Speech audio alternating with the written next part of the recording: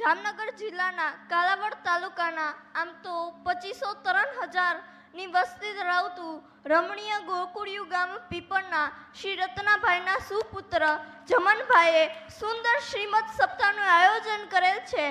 ત્યારે આપણે સર્વે શ્રી રામેશ્વર બાપુના જ્ઞાન ભક્તિ ને ધર્મ સતત અને સતત 7 દિવસ સુધી રસપાન કરવા એકત્ર થયા છીએ। ત્યારે તેમના મોટા ભાઈ જયંતિભાઈ તથા રમેશભાઈ તેમજ સમગ્ર રાંગ પરિવાર તરફથી આપ સર્વેને હૃદયોન્મીથી નમાજીએ છીએ। આપ સર્વેને હૃદયોન્મીથી નમાજીએ છીએ। આપ સર્વેને હૃદયોન્મીથી ખૂબ ખૂબ આવકારીએ છીએ।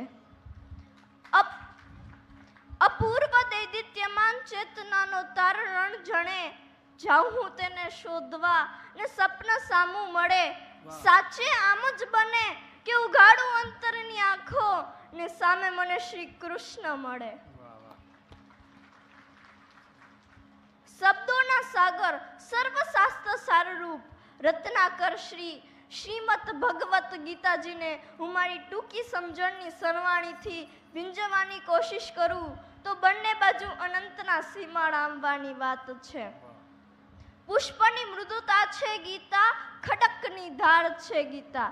જેમ સમગ્ર સૃષ્ટિના નિર્માણના અસ્તિત્વ લય ત્રણેય સમાવેલ છે તેમ 7 સુરોનું અનુપમ સંગીત છે ગીતા। ગીતાજી આપને શીખવે છે કે કર્મ કર્યા વગર કશું મળતું નથી અને કરેલું કોઈ દી નિષ્ફળ જતું નથી। ગીતા સુગીતા કર્તવ્યા કિમન્યહિ શાસ્ત્રવિસ્તરેહિ યા સ્વયં પદ્મનાભસ્ય મુખપાદ વિનિશ્રુતા। ગીતા એ સુગીતા કરવા યોગ્ય છે, તેને અંતકરણ ભાવમાં ધારણ કરવી જોઈએ। એ સ્વયં પદ્મનાભ ભગવાનના મુખ કમળમાંથી નીસરી છે।